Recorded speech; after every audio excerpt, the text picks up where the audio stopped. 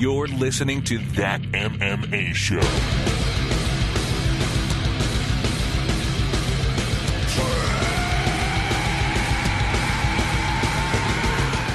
We're back. That's right. What's going on, everyone, and welcome to a brand new That MMA Show. That's right. It is brand new, and we are back. Took a little bit of time off to redo things, but now we're going to be bringing it all hot and heavy to you every week again as we bring you the best in local, regional, national, and international fighting action. And this week is no different as we are going to be talking World Series of Fighting 33 with the big man himself, Ray Sefo. He is going to be coming up here in just a bit. Boy, guys, it's been a long time since I've been on the microphone, and there's a lot of things that's happened in the world of mixed martial arts. We've had, the rise and fall of Ronda Rousey since we've been doing the show. We've had the advent of Conor McGregor and their big trilogies, which we never talked about. So, man, there's so much, and I'm glad to be back in front of the microphone and going to catch up with all of that kind of cool stuff. But we're actually going to be heading up to World Series of Fighting this weekend, so remember to follow us on Twitter at That MMA Show.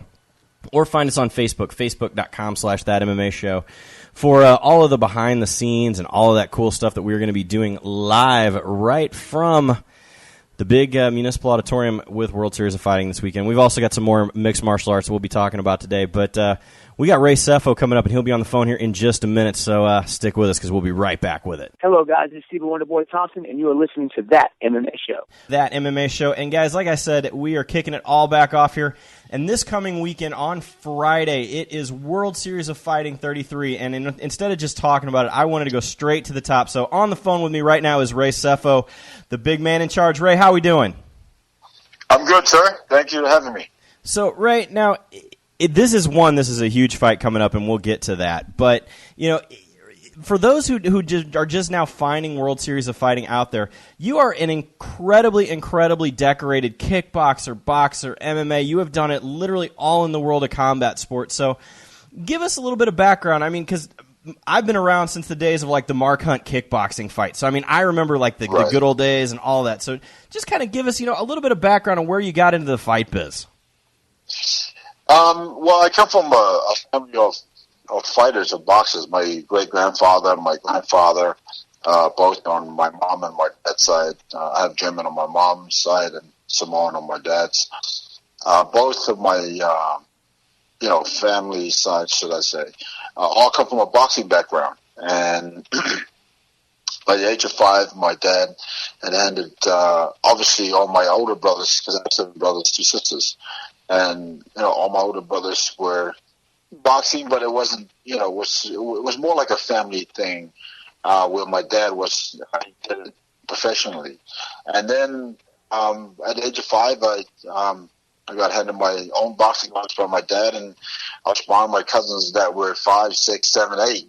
And that was kind of like the first time that I'd ever, put on gloves. And then, at a young age, I think 7, I watched a movie of Jackie Chan, and the very next movie that we put on was a movie of Bruce Lee. So right away, I fell in love with martial arts. Nice. And my, I, at that young age, I questioned. I had asked my dad, and I'm like, what do I need to learn just to use my hands? When I'm watching these guys, they're throwing knees, elbows, kicks, you name it. And so I was always fascinated, and then.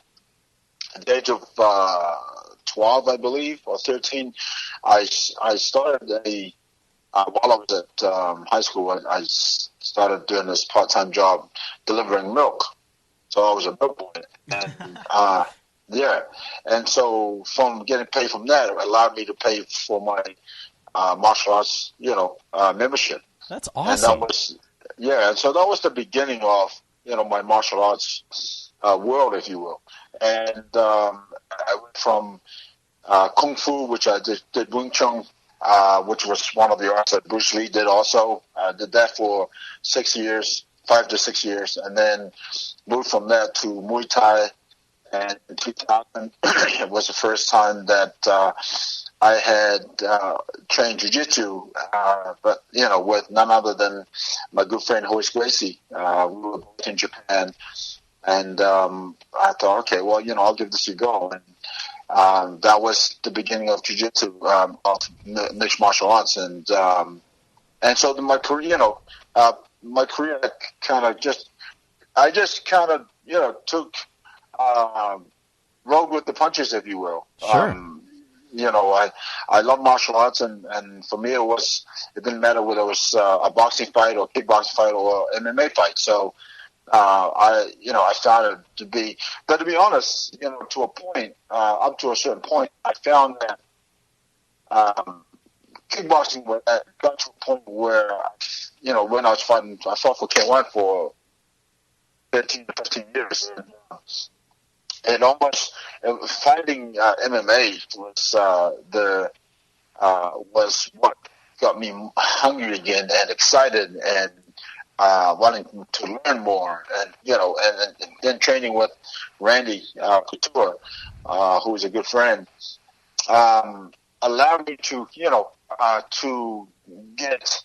I was always motivated, but excited is probably the word. Nice. About competition. And to this day, I'm in the gym 6 days a week, and I spar 3 days a week. I try. Now, wait. We got to cover that for a minute. You're still in Sure. the gym 6 days a week and sparring 3? Yes, sir. Oh, my goodness. So now, tell me what it's like for all of these younger guys out there who are in the gym with you, and then all of a sudden the legend, Ray Sefo, walks in and think, oh, God, am I going to have to take one of his powerful leg kicks? Our guys and from our amateur team to our pro team, everybody all understand that we're there to help each other. And it's funny you asked that question because one of our amateurs, when was it again? Oh, Saturday gone. So a couple of us, only a few of us made it in for boxing, and so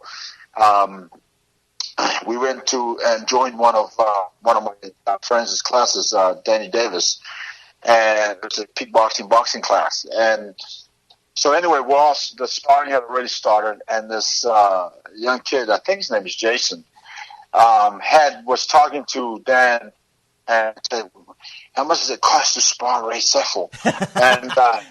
and Dan's like, I have no idea. He helps out with everybody.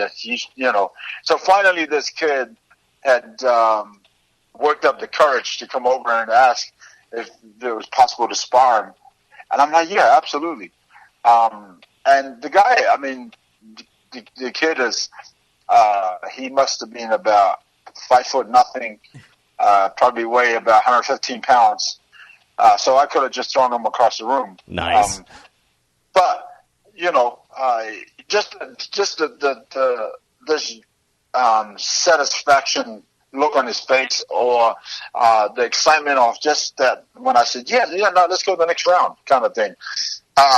And again, for me, that kind of thing, giving back like that is very important to me because I've been in the game a long time, and I coach some of my fighters that I work with, and I help out with our whole team at Extreme Couture any way possible, any way I can. Well, now that's the way to do it. And with that then comes along, the love of the MMA and all that. Now, coming up to World Series of Fighting here, I believe it was 2012 that World Series of Fighting started. How did it come about, and what brought on the thought of, what, I've got this idea, I'm going to bring in the promotion, we're going to do the 4-man tournaments, etc. How did it all come about? It all came about because K1 was literally falling apart. And they went, I thought they could put it together, but eventually it got to a point where they filed bankruptcy and owed me millions of dollars, and as well as a lot of other fighters that were contracted to them. So I was, coaching and would take, a certain fight here and there, and either in Europe or in Asia. Also, I had, the opportunity, a couple of friends of mine who had fought for certain promotions. Gotcha. And didn't get paid from abroad. And so, that was one of the key things that came to mind, was that I wanted to do something that made sense, but also that I can give back, and also help other fighters with an opportunity. Definitely. And so I brought it up to a friend of mine. And at that point, so I brought up to a friend of mine before K1 went viral bankruptcy, which was 9 months prior, and 8 to 9 months prior. And then when they filed for bankruptcy, I was like, you know what? And I was doing. Matter of fact, I was in an interview with radio. And they are huge fans of K1 as well, and then and that was one of the topics that we talked about, and throughout that interview, something just clicked, and I said, "No, I'm gonna." Because when I first brought up to a friend of mine, it was more of kind of seeing what he thought, and he kind of, he was interested, but wasn't at the same time, because of obviously he had a lot of things going on as well. So that kind of set me back a little in terms of following through. So I just kind of left it on the back burner for a little bit. And then in the interview, which was 8-9 months later, it really affirmed it for me that this is what I wanted to do, and this is what I was going to do. So I brought it up again, and here we are. And it took us probably between 6 to 8 months to put it together, and then when our show first came out, which was at the end of 2012. Now 2016, we're at our 33rd show. That's amazing. Yeah, World Series of Fighting 33 is going to go down this Friday night, October 7th, at the Municipal Auditorium in Kansas City, Missouri. Now, Ray, we got to talk about this card, because it is literally, this is one of the most stacked World Series of Fighting cards that I have seen in a long time. You've got Black Zillion, Luis Firmino taking on Brian Foster, Jason High, and João Zafrino. But it just literally from top to bottom, this is one of the biggest cards I've seen in World Series of Fighting. I would have to agree. We're very fortunate to have had certain things fall in place and came up with, an amazing card. And so I would have to agree, this is most definitely the best card, the most stacked card we've had in 33 shows. Now, I got to ask, as the consummate martial artist that you are, which is the fight that you are looking forward to most on this card? Every fight, like you said, every fight is a stacked card. I'm looking forward to the whole card. But the one fight that does stand out, the fight that I really do want to watch, is the heavyweights, Sean Jordan and Ashley Gooch. Everybody knows what Sean Jordan brings to the table. He's fought some of the best in the game. Ashley Gooch is a guy that hasn't really fought on a big show, but the highlights I've seen of him is, hence the reason why I ended up signing him, was because the highlights I've seen of him is him knocking people out. So this guy, Ashley Gooch, not many people know about him, but I think everybody's going to know about him from October 7th, because he knows he's up against a big guy, a big name, a guy that's fought some big names, a guy that's fought in the big shows. So I think for Ashley, for him, there's no pressure, but he also knows that he has everything to gain and nothing to lose. Now, speaking of, basically nothing to lose here, we got to talk about this main event. 16-0 Justin Gaethje coming in here, and Ozzy is no slouch himself. So this is a big fight. 100% it is. Ozzy is, a guy that, I think he's fought like 6 or 7 times for us already, and lost one on a split decision. But he's earned this spot, and Justin Gaethje is. What can I say about Justin that hasn't already been said? Justin is, just a fan favorite to watch, and a promoter's favorite to promote, because and some say he's reckless, and some say, but his reckless style is what's entertaining about him. Exactly. Because he just comes to fight. He just comes to win. He's an all-American wrestler, but he loves, just being in there and destroying opponents and knocking people out. And then you've seen how he fights. He doesn't lay and pray. He doesn't take you down and just try and run the time. He's a fighter that comes to fight. He's the epitome of what a fighter is, and that's what he does. When that bell rings, he just comes out and he fights. There's no two ways about it. Nope, and I cannot wait for that. And, even the co-main event, David Branch taking on Vinny Magalhães. Vinny Magalhães is one of the preeminent Brazilian Jiu-Jitsu fighters out there at the moment.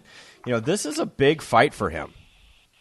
No, yes, absolutely it is. That fight's an interesting one as well, because although David is a background Jiu-Jitsu guy, and he's a wrestler, has a good wrestling background, Vinny Magalhães is a champion over and over in gi or no gi jiu-jitsu. He's a world champion time and time again, and he's an Abu Dhabi champion.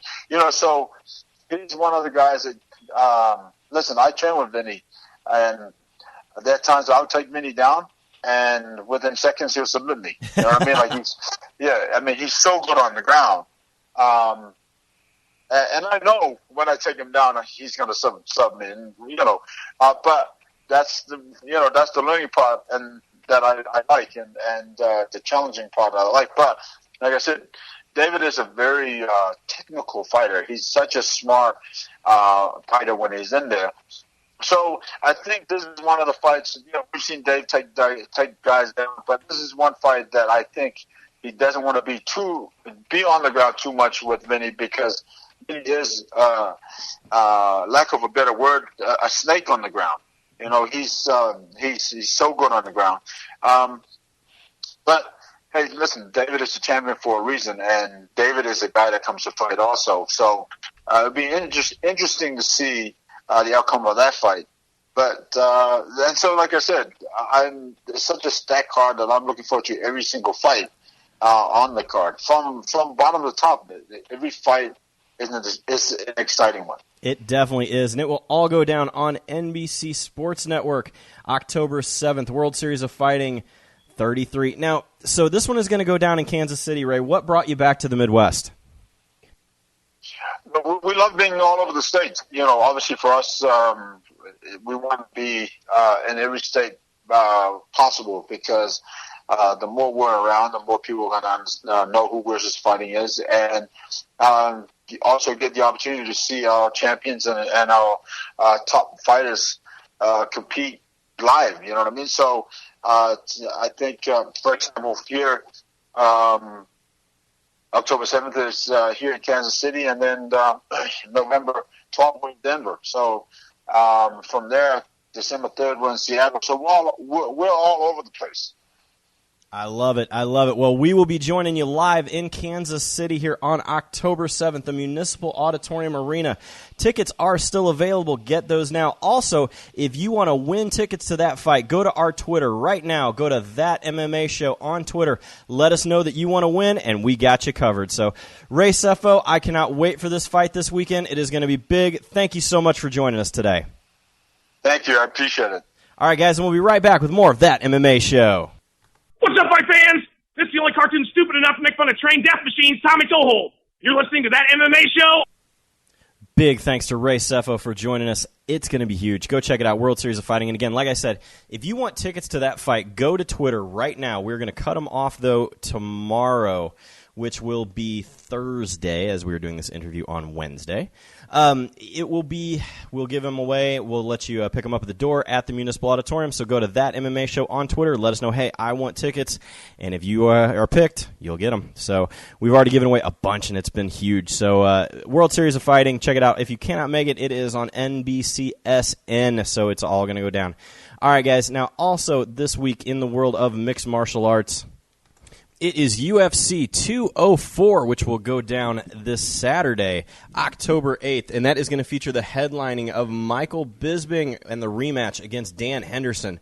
Now, this all goes down at the Manchester Arena in Manchester, England. Now, Michael Bisping all week has been saying that this isn't a rematch, that he's a completely different fighter, and Dan Henderson is saying that this is his last fight no matter what it takes. But this is big. If you remember, it was about 6-7 years ago whenever Dan Henderson absolutely obliterated Michael Bisping. I mean, it was the shot with the final there after the big walk-off knockout. So Michael Bisping has literally, a target on his head now against Dan Henderson, who literally said this is his last fight, win or lose. Dan Henderson has had one heck of a career, and his last goal is to add a UFC belt, and I think that this may be the time. I don't think Michael Bisping knows what he's coming against with the hands of Dan Henderson, so that one will be a real interesting one to see. Also, the co-main of that fight is Vitor Belfort taking on Gegard Mousasi. Now, Mousasi said that Vitor hasn't been anything since the ending of TRT for him, so should be interesting to see how this one plays out. Check it out. We'll be live tweeting it on October 8th, so big shows all around this weekend. All right, stick around because we'll be right back with more of That MMA Show.